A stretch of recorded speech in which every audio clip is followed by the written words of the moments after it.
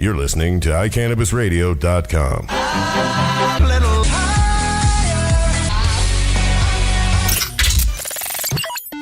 Hi, you're listening to my mom, Georgia Edson, on iCannabisRadio.com. And he's right. You are listening to his mom, Georgia. That's me. And we're listening to iCannabis Radio. And it's Monday night. Welcome, welcome. I'm in the studio with Sam. What's up, Sam? Hey, Georgia. How are you? I'm good. Your mic's probably not on. You could talk into one that. There you go. How about now? How are you? I'm good. Thank you. How are you, Sam? I'm doing well. And guess who else is in the studio? Who? Chris. Hello. Hi. Tonight, and then we have an empty chair. The camera's looking at an empty chair, but it's going to be filled soon. It's okay. It's going to be filled soon because it is Hemp History Week? Oh, wait, no, Hemp well, History. last week was Hemp History Week. Yes. We're Cannabis History. tonight's the cannabis history lesson, and we're going to talk about hemp history. Oh, cool. Because we wanted the whole week to go by, and then we will do a recap of all of hemp history. So, of course, Greg's going to come in the studio, and he's going to talk a little bit about, or a lot of bit about hemp and hemp history and hemp in Colorado and all that kind of good stuff. And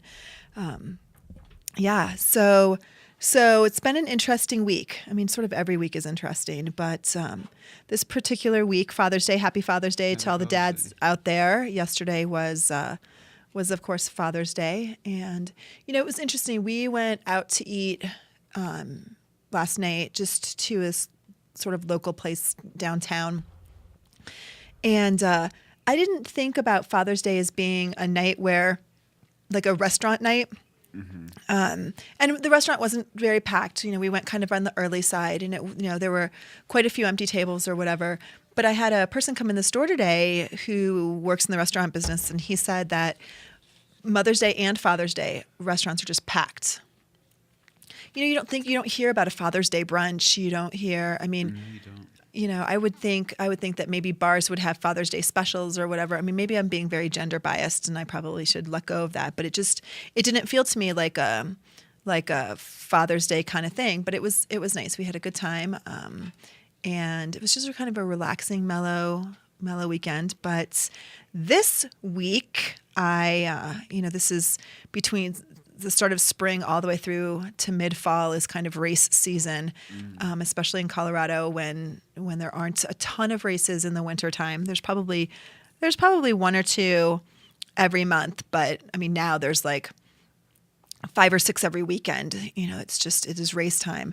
But running the first long race of the season on Saturday, it's the Slacker Half Marathon up in Georgetown, Colorado, which for those of you that don't know, it's the home of Loveland Ski Area. So the top of Loveland is 10,500 feet or whatever, something like that, right? The top, 12? Maybe it's 12. Where? At the Parking lot? No, the top of the mountain is that 12? It's 11.5. Okay, so the parking lot's 10.5, and the town of Georgetown is about 8.7. So you start in the Loveland parking lot, and you go on BLM land, which is really beautiful, for the first 5 miles. What's BLM? It's the Bureau of Land Management. It's federal forest land. So the feds make sure that no one builds on it, no one wrecks it, all those kinds of things. You can camp on it. Cool. So it's beautiful. So it's in the forest, and the first couple times I ran it, that was snowy. There was snow on the ground still. This year, or last year, it was, by the end of the race, it was 80 degrees. It was crazy hot, and then you're at altitude, and it was a lot. This year, I just got an email saying, "Be prepared. The first quarter mile of the course is." Tons of runoff, and part of the course has been washed away. So you'll be running over some little runoff creeks. So that's fun. But I mention this because well, first of all, because it's fun and it's another runner grass event. But my 8-year-old is going to do this race with me, and he is pumped. He's so excited. Awesome. He is like. This morning we got up and we had a lot of things we needed to do before I took him to camp this morning, and he was like, "What do you mean we're not going for a run? We have to go for a run. What do you mean you're not going for a run?" And I'm like, "How many 8-year-olds are like bummed that they're not running? Like running is typically a punishment to people, but he was he wants to do his best, and he wants to be at his top performance. So So, Wow. but At we didn't 8. at 8. I know. That's great. And then this past weekend was Pride Fest in Colorado. And it was a lot. There was a lot of stuff going on. Pride Fest was this weekend. Of course, June is Pride Month. And so, There was something with a bunch of naked people I saw. well, welcome to Pride. Oh, You know, okay. Pride seems to be, Cool. for whatever reason, I mean, this was kind of a little bit of a turnoff for me when I was in San Francisco. Not that I mind naked bodies. I Right. just don't understand why Pride Fest brings out hairy men's asses. Yeah. But it does.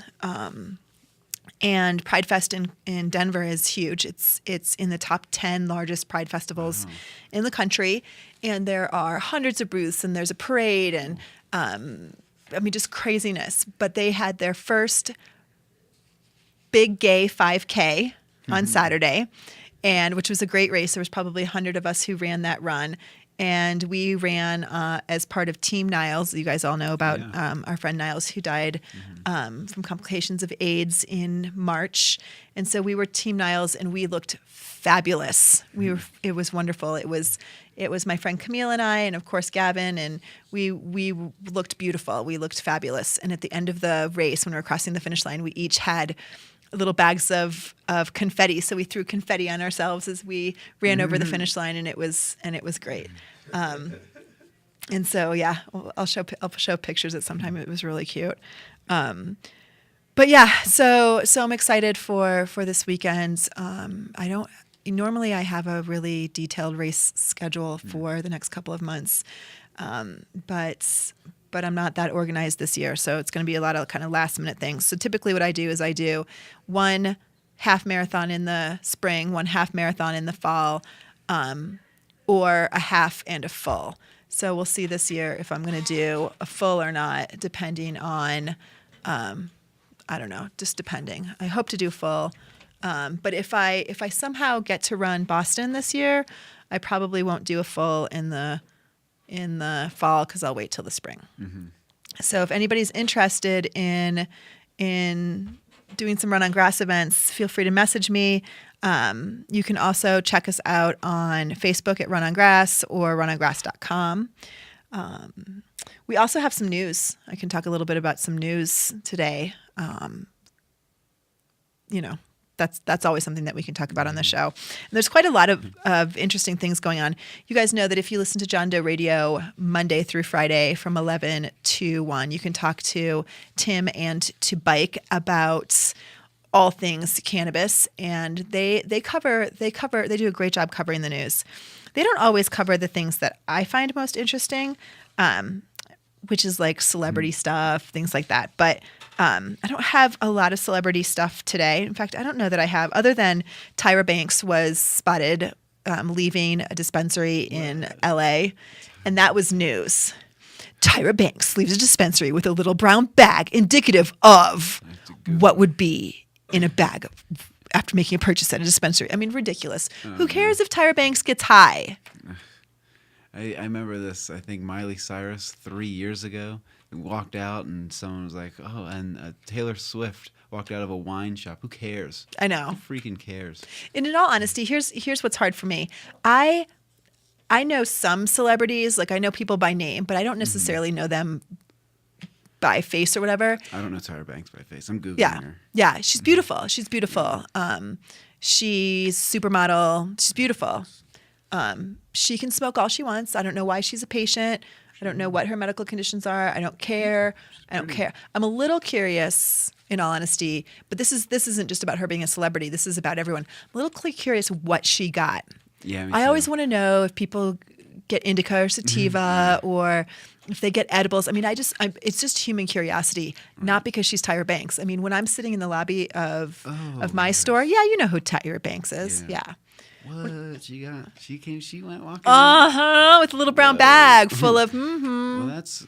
I think that says something like to the public. People that follow Tyra that have no idea anything about cannabis, like, whoa, Right. Tyra. Right. I mean, she's on Top Model, right? She's mean. She's the host. She is intense. She's an intense girl. But you know what? My guess is that her life has been intense. Yeah. You know, I mean, she started modeling when she was really young. That's a cutthroat industry. Everyone's judging everything you do, everything, you know, the way that, can you imagine if someone came in and their job every day was to look at you and criticize how you look? Oh, yeah. I mean, how awful would that feel all the time? All the time. So my guess is that she grew and developed a really thick skin. Mm-hmm. Yeah, absolutely. And she smoked some pot. Yeah, and that's fine with me. Yeah, good for you, Tyra. I think it was indica. Just to get to sleep. Relax. She probably needs some indica to mellow out that intensity that she has. Yeah. But who knows? Maybe she needs to party or something. Get a sativa. Well, my guess is she doesn't want anything that's going to stimulate her appetite too much. Oh, right. That's true. She's a model. She has to think. She has to think Absolutely. body conscious. Yes.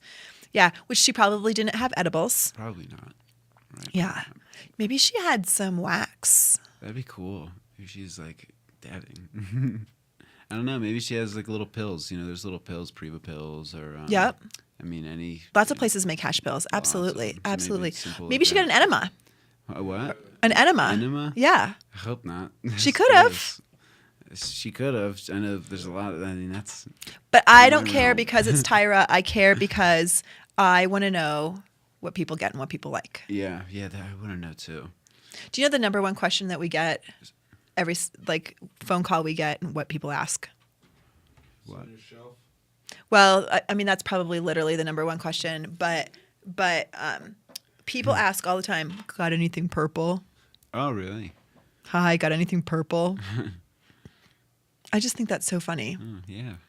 Well, and if something looks purple, even if it's not called purple, if something looks purple, they think that it's good, even though oftentimes it's something purple, if it's not a purple strain, is a grow issue. It's a Yeah. problem. That was old. I used to want that. Oh, it's purple? It's purple. Yeah. It's now- pretty. Now, yeah, it's pretty. Now I know. It's like, wow, it's kind of old. Or it's not the way it should be. Yeah. Unless, of course, it genetically should be purple. Right. And then those strains normally have a purple name, Yeah, typically. right. Typically. But not always.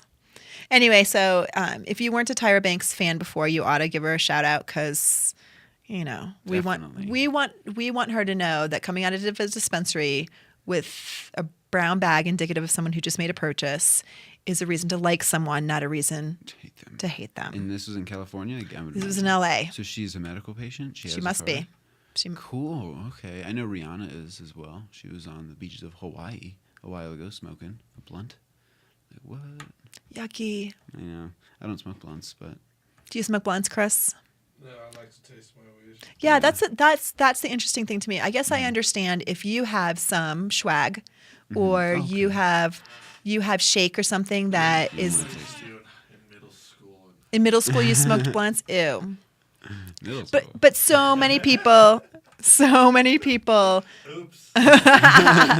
so many people really like blunts. I don't get it. I mean, you guys know how I feel about tobacco in general. So Yeah. so definitely taking a really Right. healthy substance and wrapping it up into a cancer-causing, disgusting thing I is. always think about the paper, like everything that goes into what you're rolling, even the paper. Even the paper. Yeah, you should. Absolutely, you should. I mean, Raw has got, well, lots of places, but Raw in particular has got a really wonderful line of completely all natural, no dyes, That's no my favorite. toxins, whatevers. Yeah, Raws. Yeah, Raws. My favorite. absolutely. All right, so love on some Tyra a little bit. Yeah, love you, Ty. Do you mind if we take a quick break now and then we'll come back to news? Because otherwise, I'm gonna be all off kilter. You're listening to iCannabis Radio. My name is Georgia, and we're gonna take a quick little break, and we're gonna come back and talk about what's going around in the United States. See you soon. The law offices of Edson, Maton, and Matz provide criminal defense, medical marijuana defense, and advice about setting up and running medical marijuana centers, optional premises cultivation operations, and infused product manufacturing businesses throughout Colorado. With offices in Denver and Aspen, we can offer assistance throughout the entire state of Colorado. Give us a call at 303-831-8188. That's 303-831-8188. Or visit us online at warrenedson.com. Whether you are a commercial grower or cultivate as a hobby, No Dough Urban Garden Supply is Denver's first stop for your hydroponic grow needs. With a wide range of products including House and Garden, Botanicare, and Fox Farm, their knowledgeable staff can get you started on your first garden or help you with your well-established business. No Dough Urban Garden Supply is located in downtown Denver at 1330 27th Street, 4 blocks north of Coors Field near MMD of Colorado. They are open 6 days a week from 11 a.m. to 6 p.m. Call 303-296-3424 or visit them on the web at www.nodoughurbangardensupply.com. Green Faith Ministry is for spiritual guidance, MMJ information, and networking combined with compassionate care on the way to enlightenment with all Green Faith sacraments. Green Faith provides charity assistance, including medical and food throughout the year. Contact them at greenfaithministry.com. To be that tall. Hi, we're still talking about Tyra. And if you happen to know how tall Tyra Banks is, I don't have time to Google it really quick. I want to know. Chris is saying 6'2". Sam, did you even have a guess? Yeah, I just imagine 6'2". I'm going to say 6'2". See, I was thinking she was right on the 5'11", 6 feet, which is where I want to be. If I could have grown myself 4 extra inches, 5'11". I would have been really happy. I think my brother's 5'11". Yeah, around there.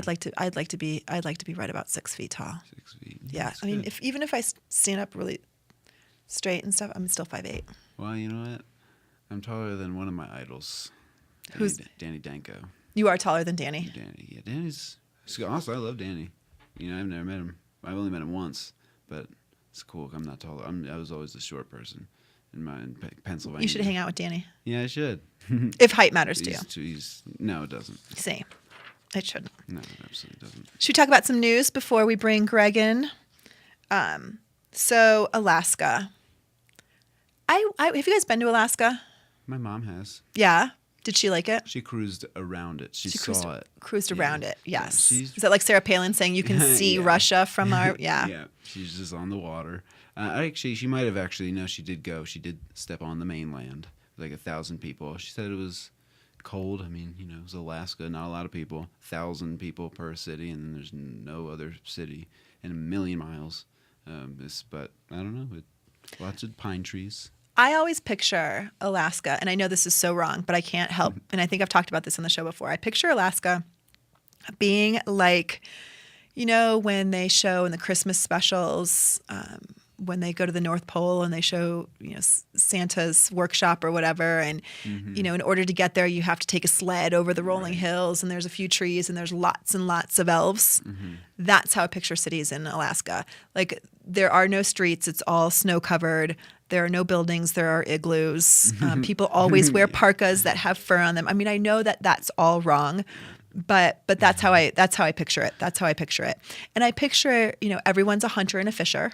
I think they are. Woman, fisher person. I mean, that's Yeah. I mean, I think what they are too. that's why you're there, aren't you? Because the land is beautiful. Because you are an outdoorsy kind of person. Right. You clearly are comfortable with cold weather, and you don't mind lots of sun and then lots of dark when that happens. Yeah. But you know, Alaskans also like their freedoms and they like their marijuana. So an initiative to set up a legal market for marijuana has cleared a hurdle for getting on the ballot. Lieutenant Governor Mead Treadwell, what a great name, Mead, certified that the initiative language confirmed with Alaska statute this afternoon, just 1 day short of its deadline. That means initiative sponsors can start circulating petitions to show that a significant number of Alaskans want to vote on the issue. The sponsor needs more than 30,000 signatures to do that. 30,000 signatures doesn't seem like that many compared to how many we had to get for 64, for example. Tim Hinterberger, a professor at the University of Alaska Anchorage, an occasional user of marijuana and a sponsor of the initiative. He says that wins in states like Washington and Colorado show that public opinion is shifting towards legalization. And he quotes, "I would love for people in Alaska, like me, who have no reason to hide it, to come out of the closet and say, yes, this is ridiculous. Let's make this legal." I love that quote. This isn't Alaska's first pro-marijuana initiative. In 2000, a similar proposition appeared on the ballot, but barely cleared 40% of the vote. Sponsors tried again in 2004 and closed the gap by a few percentage points. Hinterberger thinks the initiative has some advantages over past efforts. It doesn't give amnesty to people who have violated drug laws, and it also provides a roadmap for establishing a legal marijuana market. The language has been carefully crafted to provide a lot of guidance to the state on how cannabis should be regulated and taxed and made available. So it's really a better thought out approach than in the past. Just like drinking, you would have to be over 21 to consume marijuana. It would be sold in stores and subject to a lot of the same rules that govern alcohol. The initiative would allow communities to ban marijuana establishments through their own city laws. Right now, Alaskans are allowed to possess a small amount of marijuana in their own homes, but the sale of marijuana is still a crime. So I think Alaska is already in a great place, but to do this would just be fantastic. I mean, I think it would be wonderful. Can you imagine? Talk about the 420 tours, the cannabis-friendly tours to Alaska. I mean, how many hunters and, again, fishermen and snowmobilers and all of those folks would really love to be able to consume cannabis on their vacations to Alaska. I mean, I just think it goes hand in hand. I mean, it sounds like a great plan for me. Go Alaska. Yeah. Go Alaska. Alaska-grown cannabis. Alaskan-grown cannabis. I mean, I forget what the sun issues are, but obviously indoor grows would do great, but there might be a really good market for some greenhouses. It could be. Yes. That would be pretty awesome. Especially in Alaska. Yeah. Where there are times where there's a lot more sun than darkness. Mm-hmm. And there's like 5 months of darkness at one point. Yeah, that wouldn't be so good for a greenhouse. Is it 6 and 6? See? Yeah, it's difficult to grow. But I guess indoor, you're fine. Indoor doesn't matter. No, Yeah, indoor's always absolutely. We can do that. Yeah. Washington delegation in Congress drags feet on marijuana. States pot backers say they're putting residents at risk. This was in the Seattle Times as of Sunday, June 16th. It's been 7 months since Washington voters legalized recreational marijuana in defiance of federal law. I love that. In defiance of federal law. Those bastards. And contrary to the personal beliefs of most of the state's representatives in Congress, just 4 of the delegation's 12 members have acknowledged voting for last year's Initiative 502 to permit adults to possess small amounts of pot. Among those opposed were Representative Dave Reichert of Auburn, a former King County sheriff who said he was dead set against legalization, and Senator Patty Murray, who previously voted against the successful 1998 state initiative for medical marijuana. Who votes against medical marijuana? Like, how does that work? Since then, lawmakers from Colorado, Oregon, and California and elsewhere have taken charge to amend federal restrictions on marijuana, which the current drug policy lists in the same class as heroin and LSD, as we know. None of the 7 pot-related bills in the House was introduced by members from Washington. Democratic Representative Adam Smith of Bellevue and Jim McDermott of Seattle are co-sponsors of the 2 bills. No companion bills are pending in the Senate. With storefront pot vendors set to open their doors in 2014, the legislative inertia from the state's delegation has left pot advocates increasingly aggravated, of course. Brendan Williams, an Olympian attorney from former 3-term Democratic state representative, said personal convictions don't excuse the lack of action. He said lawmakers, including Representative Kathy McMorris Rogers of Spokane, the number 4 House representative leader, ought to make reconciling the state-federal legal conflict a priority. Instead, McMorris Rogers seems to be dedicating her time entirely to repealing the Affordable Care Act, said Williams, now the state's deputy insurance commissioner. That's her prerogative, but she might want to spend at least a little bit of her time to protect Washington pot users from potential arrest. Washington and Colorado are the only 2 states to legalize recreational marijuana. Another 15 states by July 1st will have decriminalized it, making possession of small amounts of marijuana a civil infraction akin to speeding tickets. In addition, 18 states and D.C. have legalized marijuana for cancer patients, etc. All states are being allowed to operate in technical violation of Federal Controlled Substances Act, the legal gray zone that was outlined in a 2009 memo from Attorney General Eric Holder on how the Justice Department would enforce state-authorized medical marijuana. This memo left prosecution at the discretion of the U.S. attorneys to go after large traffickers while leaving alone users in clear compliance with state laws. The Justice Department's review of the new laws in Washington and Colorado is continuing. Officially, the federal government's position remains that the states can nullify the Controlled Substances Act. Allison Holcomb, chief author of I-502, thinks the Justice Department is likely to issue similar guidelines for recreational pot rather than suing to overturn the 2 states' laws, but turning the policy into law will require a congressional amendment, something Holcomb says our delegation has been slower to pursue. One way to do that, Holcomb says, is with Respect State Marijuana Laws Act, the bill, which was introduced by Representative Dana Rohrabacher of California, would make acts allowed under the state marijuana laws no longer a federal crime. It seems pretty easy, right? That just seems so easy. The answer to that would be yes. Your voters in your state said yes, therefore you should do that. I mean, I love this whole, but I'm protecting you because I think you didn't know what you were voting for and you made a mistake and you're not smart enough to vote on things. And that's how it feels. Only Smith and McDermott are Washington state co-sponsors on that bill. McDermott defended the seeming lack of legislative urgency with Congress dealing with thousands of bills and beset with sequestration, budget deadlock, and other pressing issues. Marijuana is way off the radar screen.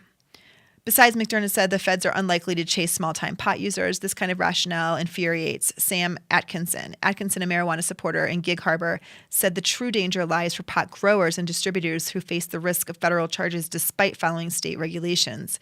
In the past 4 years, the Drug Enforcement Agency has raided at least 270 medical marijuana operatives, according to the advocacy group Americans for Safe Access. Atkinson, 48, has been showering members of the delegation with calls and emails demanding action. He even showed up at a town hall meeting hosted by his congressman, Democrat Derek Kilmer, earlier this month to argue marijuana is misclassified as a dangerous drug. I want them to tell the federal government to leave us alone, said Atkinson, a colorist at Light Press and a film and video firm in Seattle, and a Republican precinct officer in Pierce County. Anything less is a derelict of duty.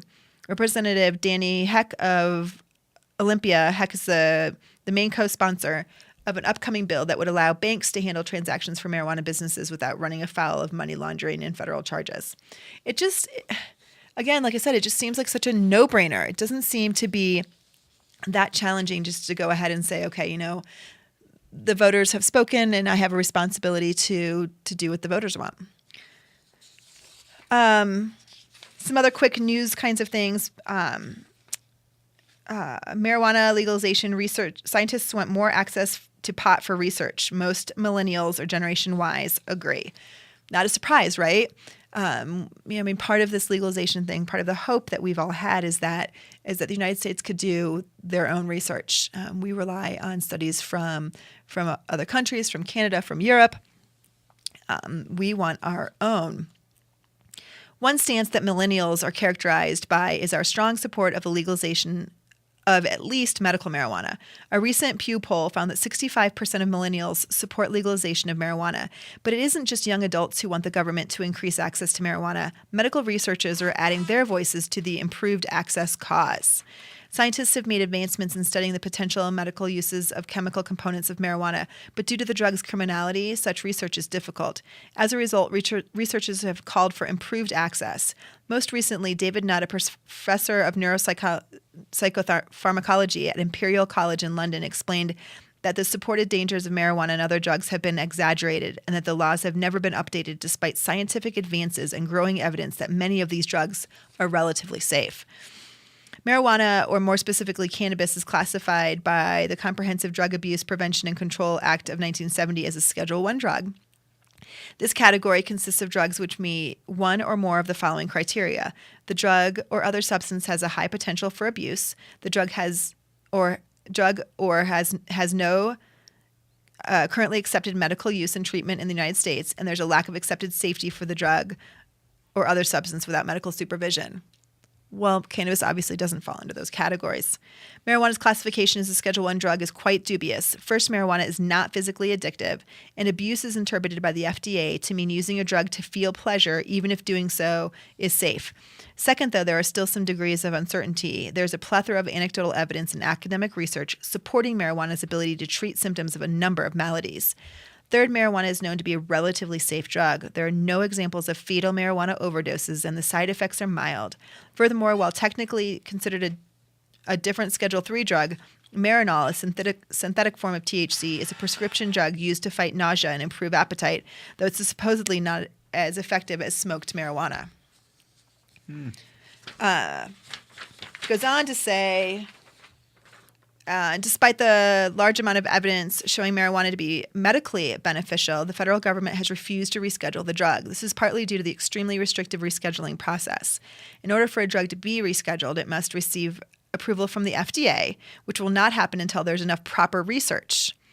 The National Institute on Drug Abuse maintains a monopoly on the supply of legal cannabis for research purposes. In order for a researcher to gain access to the supply, they must first be granted approval by the Department of Health and Human Services, then register and be approved by the DEA. The supply of legal weed is quite small, being grown only at one facility and at a weaker potency than what is widely available on the streets.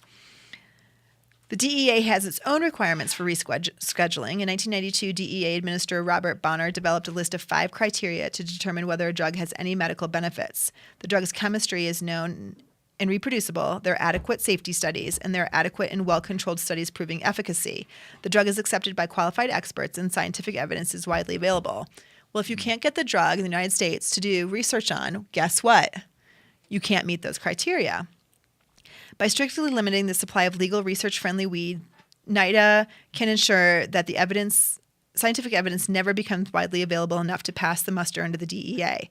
That said, perhaps enough popular medical support for general relaxing of marijuana laws, along with the results of what the few studies are done, will persuade the relevant agencies to take a few steps to increase access.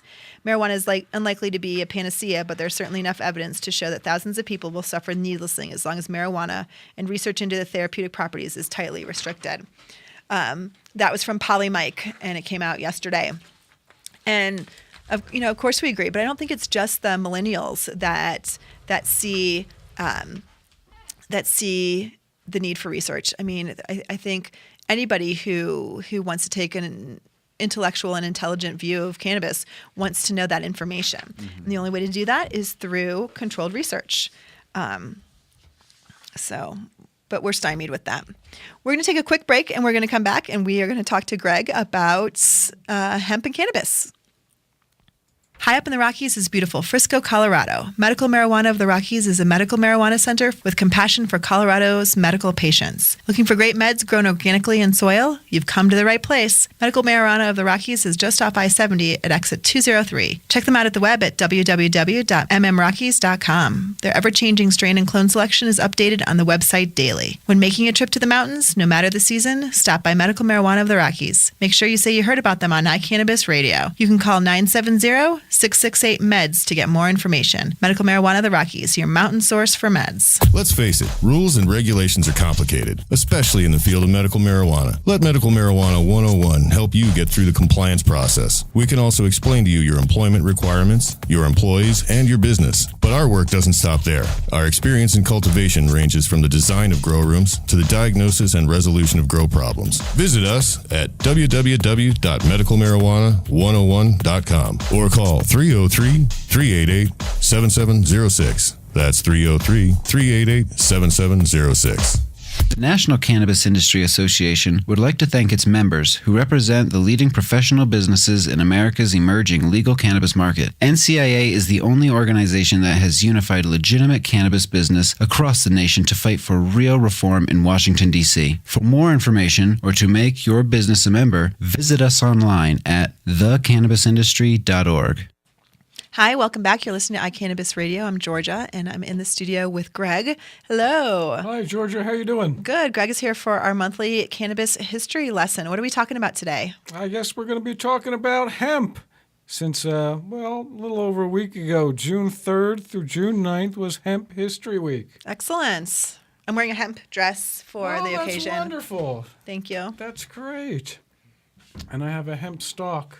Really? Right here, from a hemp plant. Whoa. You could do some damage with that. You could. Remember, hemp hurts. I've never heard that one before. I coined that myself. I think so.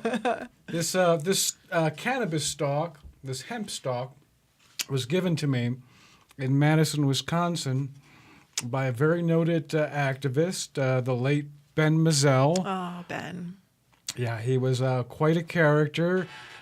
He was very into speaking the truth to power and getting arrested for his efforts and getting released and suing and getting arrested again and starting the process because he believed the people should have freedom of speech and the right to use marijuana, for instance, Excellent. as well. Yeah. And he gave me this, and I like to hold it every now and then. And, it's kind of like a baton that he passed along. So I think about him and thank him for all his efforts that he did, and try to let people know about hemp and cannabis like he did as well, in my own special way.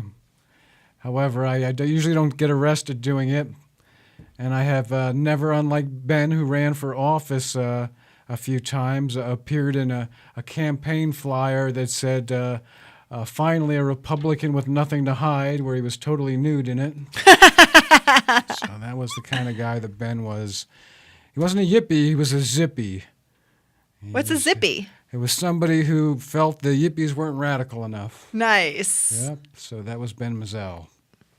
Excellent. So June 3rd through the 9th was Hemp History Week, and some noted individuals put forth their names in promoting it, such as Ziggy Marley and Dr. Andrew Weil.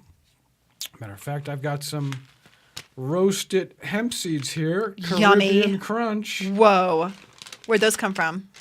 Well, they were given to me, so I don't know where you can actually buy these, but they are marketed. There you go. Roasted hemp seeds. Do you eat those or do you put them in stuff? Do you just pop them? I eat them just as is because they are Caribbean Crunch. They're a little flavored. Ziggy Marley brand. I love it. Yeah. Health food stores. Susan said that you can get them at health food stores. Yeah. Okay. Have some. They look like little Mexican seeds from Mexican they smell weed yummy. I used to get when I was a teenager. But have some, please. Got to eat hemp seeds. Mm-hmm. I've been enjoying mashing up a banana a little bit and pouring them over and eating it that way. They're so good. Great in a salad, Yeah, they are. in a smoothie. Yum. Thank you. These do like Old time swag weed. They do look like, they do look like, But no, that's you cannot grow Canadian- anything from this. Canadian hemp seeds, I'm pretty sure. Sam, they're going to grow in your belly. Yeah. Cultivated for These are oil seeds. and seed purposes, and hemp cake, where they remove the outer hull and use the healthy proteins and oils inside. So good for you. Oh wow, it is good. They're so good. They do taste good. Yeah. They're a little flavor, a little salted, Yeah. little flavoring and salt. Probably these dogs would taste good with that. I like the spice. Yeah. Chris, you're going to poop later. I just want to let you know. Oh, You ate a lot of them. I poop a lot. Okay, good. Yeah, Dr. Andrew Weil said hemp oil contains 57% linoleic, LA, and 19% linolenic acids in the 3-to-1 ratio that matches our nutritional needs. They are the essential fatty acids, so-called because the body cannot make them and must get them from external sources. The best sources are oils from freshly ground grains and whole seeds, but EFAs are fragile and quickly lost in processing. EFAs are the building blocks of longer chain fats. And he goes on to name a few. Talks about how they're usually found in mackerel, salmon, bluefish, herring, to a lesser extent, tuna. But our bodies need them, and hemp seeds are one of the best sources of them, which... Now, they're expensive.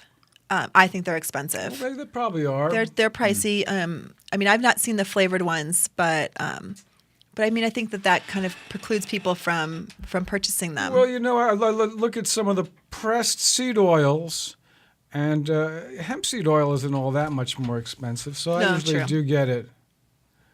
Yeah. It's delicious. So good. Extremely good. Good and good for you. Yep. Great. Yeah. I'd have to be careful because I eat the whole bag. Yeah, I would too. It might be good for you, though. It tastes like yeah. sunflower seeds. Yeah, it's a good source of fiber. Can I And have some more? yeah, go ahead, please Can I do. have some more? I have other hemp seeds, and they don't taste like this. This tastes great. I mean, I taste that peppery. It's kind of peppered. Well, yeah. Yeah. they've Well, if done it's a good Caribbean job flavor, they're with- going to with have flavoring. probably some little allspice, little. I like allspice. Mm-hmm. So, well, thank goodness we're coming back around on hemp, Thank and goodness. now that we've regulated marijuana to a certain extent here in Colorado.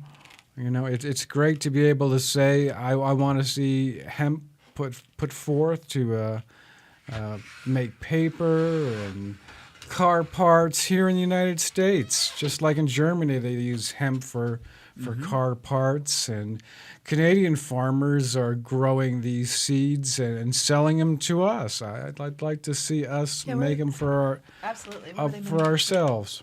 Oh yeah, where are they? I'm pretty sure they're Canadian. These were product of Canada, distributed out of Walnut Creek, California. Yeah. Do you Ziggy Marley. Is the shit. This Yes. is shit.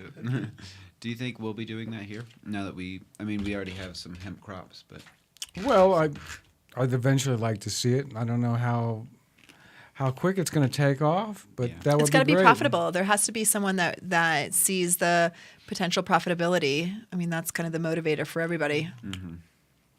Yeah. it's just so good. Have some more. I'm gonna have a lot more if you don't mind. Yeah, go ahead. Roasted. That's great. So what else we got? Well, just want to remind you about hemp's history. It was made illegal because, well, I'm still not certain why it was made illegal, but money. Probably money. Didn't want to compete with cotton. Big conspiracies, yeah. Petroleum. Yeah, that too, right. Because, my God, they were still talking about it in 1938. I mean, this was after the Marijuana Tax Act passed. But this was from Mechanical Engineering Are you guys laughing because magazine. you thought he said ass? Tax ass. I probably did. Like I said, my throat's a little raspy tonight. We like it. It says hemp. This is again from Mechanical Engineering magazine. It's about flax and hemp from the seed to the loom. Hemp, the strongest of the vegetable fibers, gives the greatest production per acre and requires the least attention. It not only requires no weeding, but also kills off all the weeds and leaves the soil in splendid condition for the following crop. This, irrespective of its own monetary value, makes it a desirable crop to grow. In climate and cultivation, its requisites are similar to flax, and like flax, should be harvested before it is too ripe. Well, there it says it. I mean, it kills weeds. It's great for the soil. That's awesome. People are potentially going to be using it for what, phytoremediation, pulling bad stuff Yep. out of the ground. I guess they used that at Chernobyl in Russia, I've been told by Jason Lauf. Makes sense. It Yeah. makes sense. Be great for us to do that.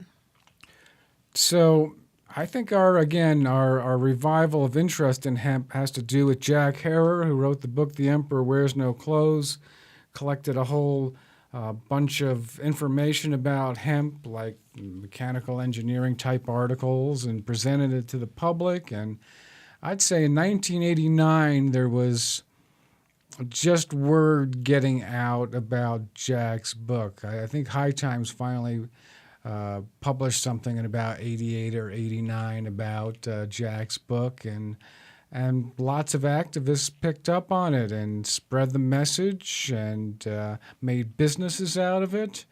And between like 1990 and 2000, I was just going back through some of the articles. I mean, it's just amazing how things progressed as far as people writing about it nationally and locally.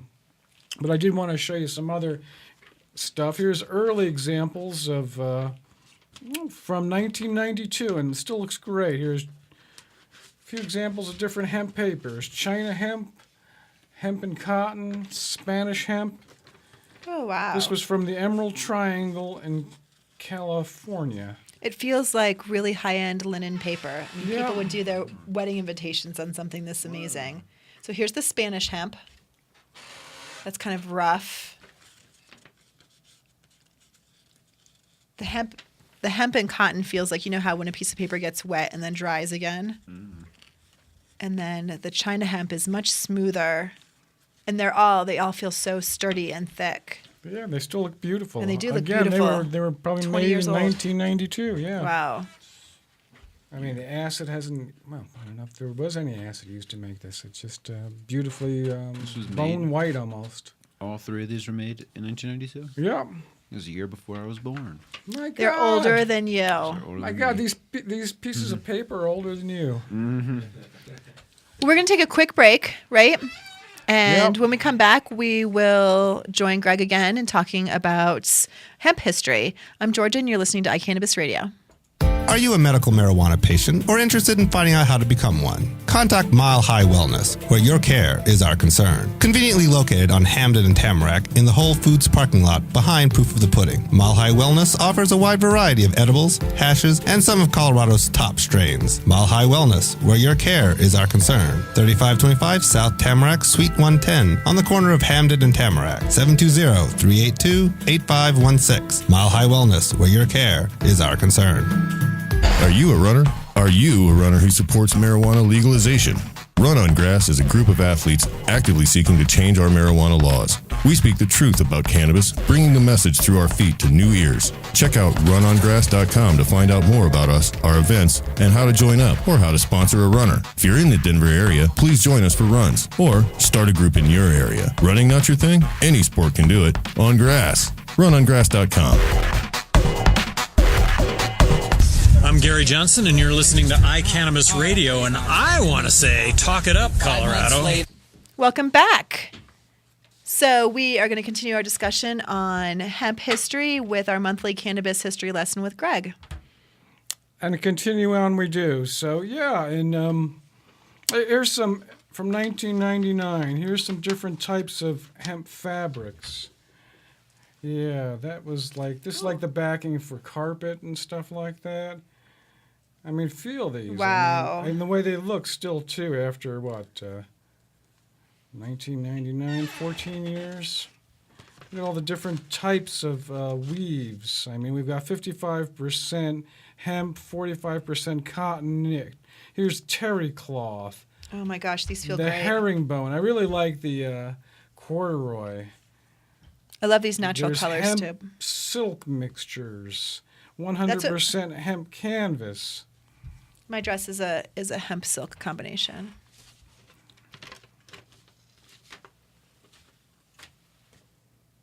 They came out with a chartreuse, like a silk chartreuse hemp.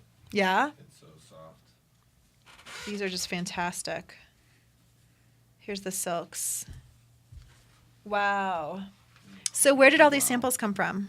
It came from a company that was importing the fabric and distributing it. They were called Pickering International out of San Francisco. Wow. Those are fantastic. Now, you can buy a lot of hemp material. You can buy lots of hemp clothing. There are quite a few hemp clothing stores around. All the big cities have them. I think people's biggest complaint about hemp clothing is that it is, because it's so durable, it's not kind of soft like you're used to with cotton. It's definitely, at least typically, has more of a rougher. It can. Well, you can see in some of these weaves, they're really smooth. Some of them are a little rough, but some of the silk ones are really super smooth. The corduroy was real What's nice. this one?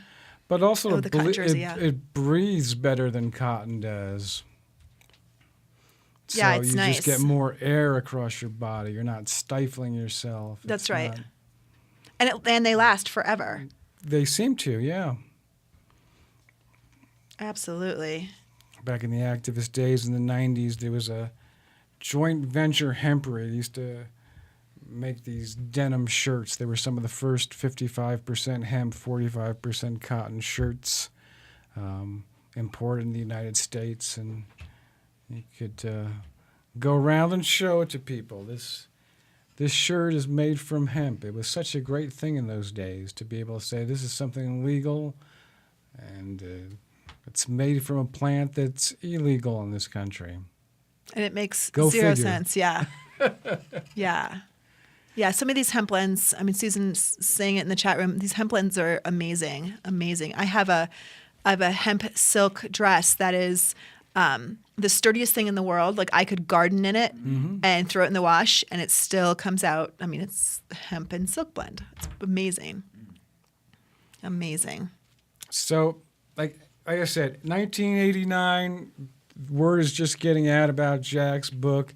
He'd been selling some hemp products at his store, some hemp clothing, hemp paper. Guess, to a certain extent, there was always hemp products that were out there, like Bible paper. A lot of that Bible paper is hemp. A lot of cigarette paper is hemp.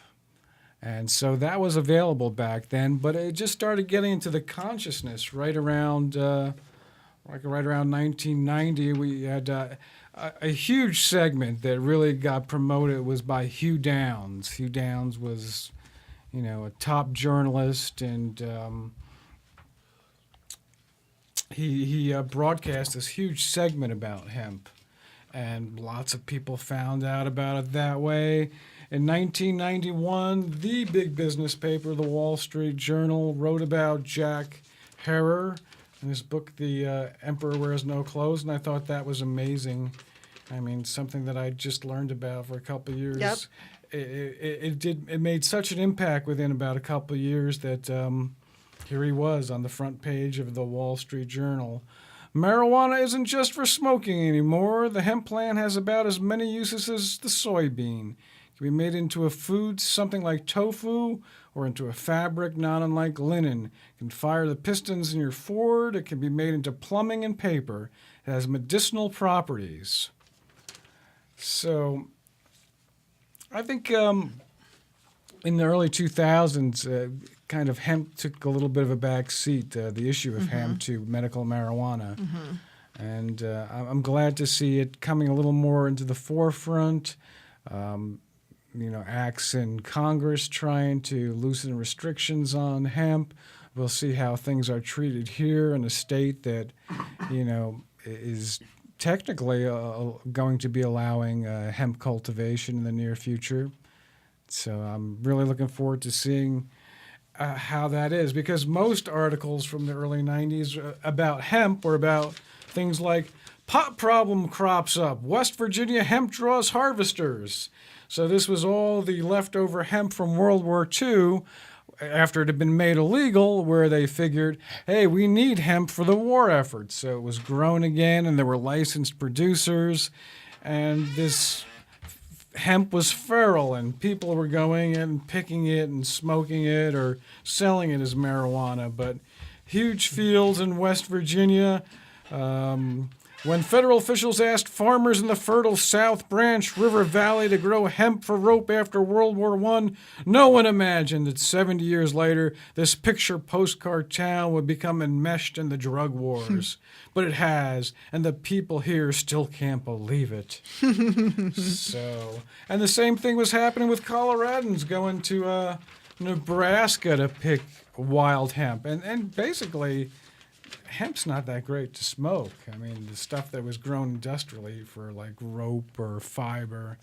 This is a 1991 Westward article. Highway to Hemp. Denver residents are committing high crimes in the Nebraska grasslands. They come by night, cruising the dusty back roads of western Nebraska, making the 3.5-hour drive from Denver with machetes and other razor-edged implements stashed in trunks and back seats.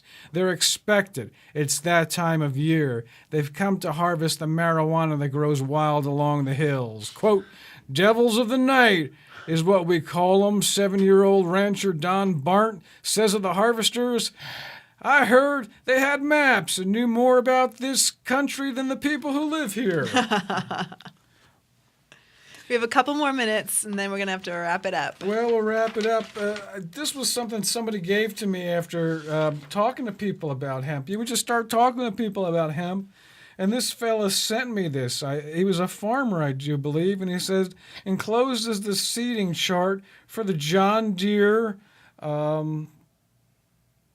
I don't know, it's a tractor, a drill.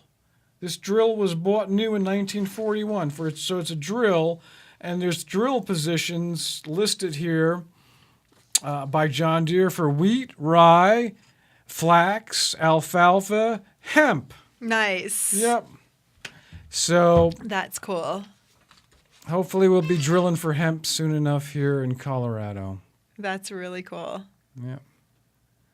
Well, eat hemp, wear hemp, Promote hemp. promote hemp. Absolutely. Greg, as always, it's a pleasure having Thank you, Thank Georgia. you so much. It was a pleasure to be here as well. Thank you for doing a wrap up for Hemp History Week. Hemp, hooray. Hemp, hooray. Yeah.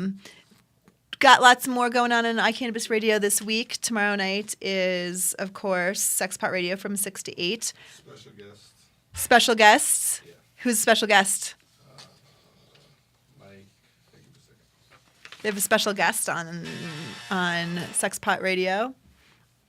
Make sure you check him out on Facebook. Mike Goulet is going to be on tomorrow night. Don't miss it. Thursday, of course, the Hemp Connoisseur magazine from 4 to 5 p.m. Monday through Friday, 11 a.m. to 1 p.m., of course, John Doe Radio. Monday in the Lab with Jennifer Murray from Can Lab is on from 3 to 4. And, of course, I'll be back next week from 7 to 8 with my special guest doing Activist Corner. RX Mary Jane will be with us. I'd like to thank my sponsors, Mile High Wellness, Noto Urban Garden Supply, Cuffle Collimore and Company, Edson Maton and Mats, Medical Marijuana of the Rockies, Medical Marijuana 101, and Run on Grass. I'm Georgia. Thank you so much to Greg, Sam, and Chris, and I will see you next week.